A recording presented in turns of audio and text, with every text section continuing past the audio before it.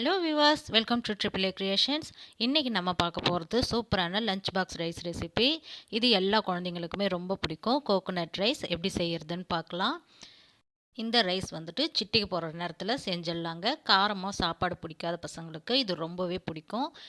இப்போ வாங்க வீடியோக்குள்ளே போகலாம். நான் அதுக்காக கேஸில் ஒரு பேன் வச்சுருக்கேன். அதில் ஒரு 2 ஸ்பூன் எண்ணெய் ஊற்றிக்கலாங்க. அதுவே போதும்.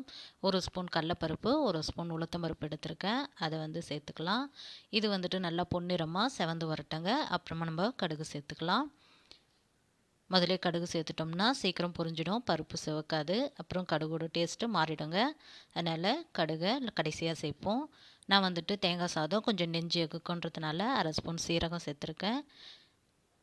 ஒரு 4 பச்சை மிளகா 2ஆக கீறி போட்டுக்கலாம். கொஞ்சம் கருவேப்பிலை, இதோட நம்ம வாசத்துக்கு பிடிச்சா கொஞ்சம் இஞ்சி துருவி சேர்த்துக்கலாங்க. அதையும் சேர்த்துக்கினேன். எல்லாத்தையும் சேர்த்து நல்லா பொன்னிறமாக வதக்கிக்கலாங்க. கொஞ்சம் பெருங்காயம் தூவிக்கலாம், நல்லா மணமாக இருக்கும். சேர்த்துட்டு தேங்காய் கொஞ்சம் துருவி வச்சுருக்கேங்க, ஒரு பாதி தேங்காய். அதை மிக்சிலேயே நான் துருவி வச்சுருக்கேன். அதையும் சேர்த்துட்டு ஒரே ஒரு 30 செகண்டுக்கு அது வறுத்தா போதுங்க. ரொம்ப செவந்து வந்துடக்கூடாது, அப்புறம் கலரும் வாசமும் மாறி போயிடும். இதோட கொஞ்சமாக உப்பு தேவையான அளவு சேர்த்துட்டு இதை ஒரு 30 செகண்டுக்கு அப்படியே அந்த எண்ணெயில் வதக்கி விட்டுடலாம். இது 30 செகண்ட் ஆனதும் நம்ம சாதம் சேர்த்து கலரிடலாங்க. அவ்வளோதான், ரொம்ப குயிக்காக கோகோனட் ரைஸ் ரெடி ஆகிடுச்சு பாருங்கள்.